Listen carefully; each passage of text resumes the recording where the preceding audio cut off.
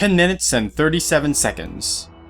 That's how long it took for the crowd to clear the moment several trucks with armed forces showed up. These men quickly set up barricades and positions around the courthouse, pushing the line of safety farther and farther back. If that wasn't surprising enough, news crews suddenly found their cameras not sending a proper signal and Wi-Fi in the area going on a fritz. Nobody was able to get a proper signal to anyone, or get to their social media sites to complain about the chaos. Even those with 3G were having some connection issues. Weird? Highly unlikely? Correct. Things like these don't happen without a little influence, and this influence came from the agent in the van. Jamming is activated. Good. The less noise we generate, the better. Remain here and keep the signal going no matter what you hear outside this van. The agent stepped out of the van and met with his armed forces outside. Status? The area is secure. We cleared a perimeter outside the courthouse large enough for any battle. Good.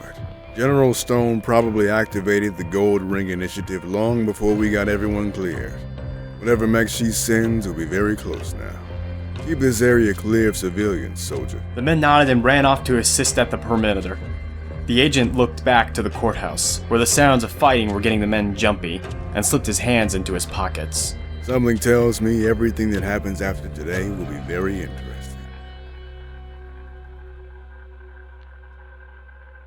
What's the status? The F-60 Bigfoot is halfway to its destination.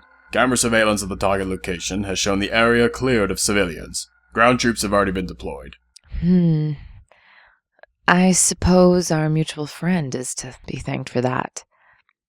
Still, it doesn't really matter. No, it doesn't. None of this matters until I'm told what the hell's going on here. General Stone turned to Albert Robotnik. The weedy-looking scientist was quite exasperated and overwhelmed with what transpired in front of him. He looked over one of the operator's consoles and his eyes widened even further. These coordinates... New York City? You sent that thing to New York? Doctor, calm... Do not tell me to calm down. Do not tell me to shut up. We're talking about hundreds of civilians here. Even with the cleared perimeter, what on earth could warrant sending out a fully weaponized battle mech on U.S. soil? You don't need to concern yourself with the permissions on what we can or cannot do. Do you listen to yourself? Of course there are permissions to follow, rules of engagement, code of conduct. You can't just throw it all out the window at a moment's notice. You're a general of the goddamn U.S. Army, not some spy within a secret agency. Albert was just blurting his words out in anger. He didn't expect his words to actually cause the room to fall to silence. The general's stare suddenly became icy, and the beeping of the computers rang a bit louder in his ears than usual. You're not, are you? General Stone nodded to one of the operatives on the computer, and he issued some commands on the terminal. The doors locked tight, and Albert realized he was now trapped. The general walked up to him till she was eye to eye with him. If you leak what I am about to say to you out of this room, I will not just kill you, I will disgrace you to the point where you will have no legacy to leave behind. Is this clear? What is it you're about to tell me? At that point, the monitors in the terminal suddenly changed to insignia that he did not recognize. A large G surrounded in a circle, with 3 points in the shape of a star. He looked at the signal and looked back at the general.